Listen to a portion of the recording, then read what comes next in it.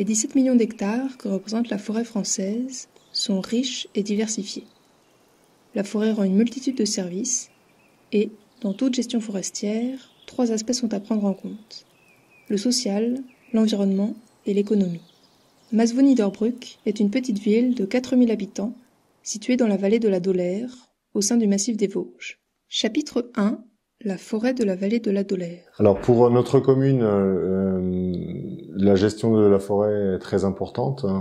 On a une grande surface de forêt à Masvaux-Niederbrück et donc on exploite cette forêt. C'est une source de revenus et c'est aussi notre cadre de vie qui est très très important pour notre commune.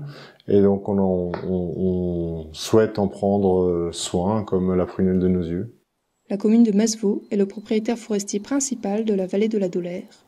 La gestion de sa forêt est assurée par l'Office national des forêts. La forêt de Masvaux est très grande pour une forêt communale. C'est une des plus grandes d'Alsace, 1400 hectares à peu près. Pour donner un ordre d'idée, c'est à peu près 7000 mètres cubes de bois qui sont exploités chaque année pour satisfaire à la fois les besoins locaux, des besoins en emballage et des besoins en charpente. Donc tout ça fait à peu près 300 000 € en gros de chiffre d'affaires chaque année pour l'exploitation des bois. Et la commune réinvestit à peu près 100 000 € dans l'entretien et l'investissement de son patrimoine. Une grande partie de la forêt est possédée par différents propriétaires privés. Ils sont constitués en associations de propriétaires afin de favoriser la gestion de leurs parcelles. Les propriétaires forestiers sont des acteurs et actrices importants de la gestion de la forêt et des témoins de son évolution. Chapitre 2: les menaces. Notre forêt, je veux dire, d'ailleurs tout le massif, toute la vallée, elle était belle, c'est ce qu'on disait, hein, c'était la vallée verte, hein, chez nous à Masvaux, dans la vallée de la Masvaux. Et ces dernières années, on comprenait qu'il y avait quelque chose qui allait se passer. Puisque je disais encore l'année dernière, si je compte bien, mais ça va faire la 8e année qu'on n'a pas eu assez d'eau. Qu'est-ce que ça va donner, ça, au bout d'un moment? Et après, ça a été très vite. Ça a été très vite, les arbres, on commençait à les voir. Bon, même moi je randonne beaucoup, même en randonnée, je me dis, mais il y a quelque chose qui colle pas.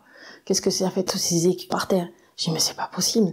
Je regarde l'arbre, je dis, ouh, il n'est pas en bonne santé. Et puis au fur et à mesure, mais alors, c'est incroyable. Comme le constatent les habitants de la vallée, l'état de la forêt se dégrade depuis plusieurs années. On parle d'un dépérissement, notamment du sapin et de l'épicéa. Le département de la santé des forêts s'intéresse de près à l'évolution sanitaire de la forêt française. Le dépérissement, c'est un phénomène assez complexe qui se joue sur au moins plusieurs mois, voire plusieurs années, et qui n'aboutit pas forcément toujours à la mort. Il faut que ce soit lié à un élément déclencheur qui est souvent un problème abiotique, tel que les sécheresses qu'on a pu avoir ces dernières années. Et puis après, donc des arbres qui ont souffert et qui se font attaquer ensuite par soit des insectes, soit des champignons, soit les deux, ou alors d'autres phénomènes abiotiques qu'on peut avoir, tels que de la grêle ou autres.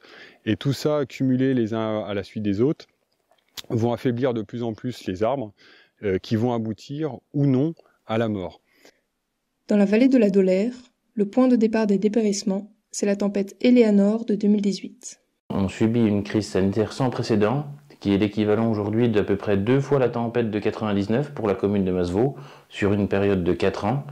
Et on a donc d'un côté ce dépérissement qui est intimement lié au réchauffement climatique, et de l'autre côté on a un problème de régénération naturelle où le gibier empêche complètement la régénération naturelle sur la forêt de Masvaux, et on pourrait peut-être influer là-dessus, mais pour l'instant c'est pas le cas, donc c'est très très pessimiste l'avenir de la forêt dans le coin.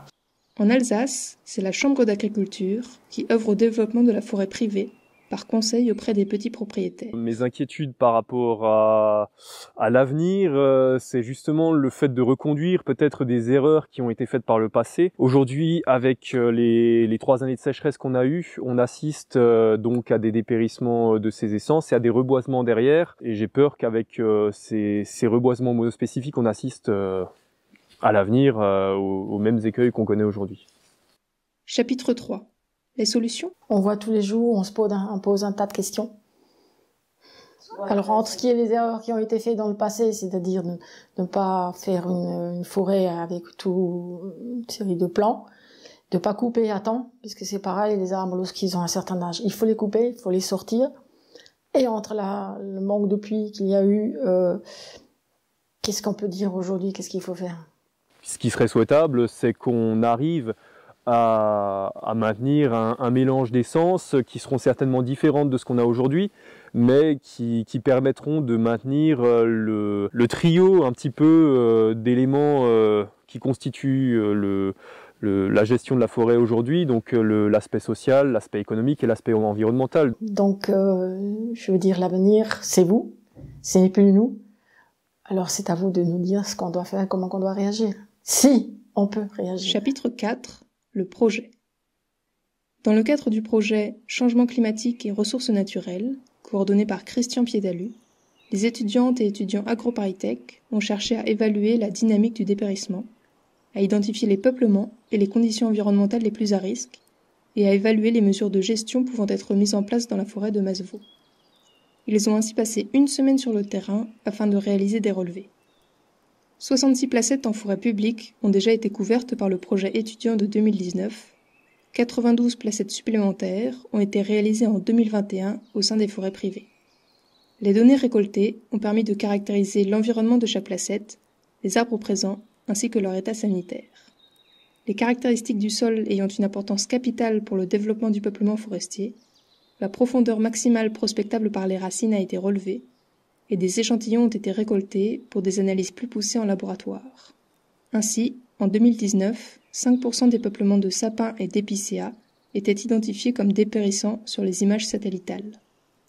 Les peuplements les plus à risque sont d'une part liés à la faible quantité d'eau qui crée un stress hydrique, par exemple en versant sud et sol superficiel, et d'autre part, souvent des peuplements monospécifiques, âgés et soumis à une forte compétition. Les dépérissements ont été accentués par une forte augmentation du stress hydrique depuis 2016, générée entre autres par des températures moyennes annuelles de plus de 2 degrés au-dessus de la moyenne. Aujourd'hui, ces tendances s'observent sur le long terme et risquent de s'accentuer dans les prochaines décennies, car les modèles du GIEC prédisent que le stress hydrique va continuer à augmenter dans la vallée. Il est donc nécessaire d'adapter les peuplements de façon proportionnelle au niveau de risque. Cela peut être en diminuant les surfaces terrières, en favorisant les mélanges d'essences et les structures hétérogènes, ou encore en évitant les trop fortes mises en lumière. Là où le risque est maximal, il est possible d'envisager des changements d'essence.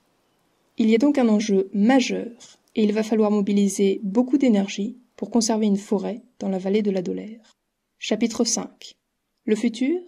Alors, votre étude va nous permettre aussi de recommuniquer au niveau des habitants pour que un maximum de personnes soient sensibilisées et au courant de cette problématique du changement climatique et du dépérissement de notre forêt.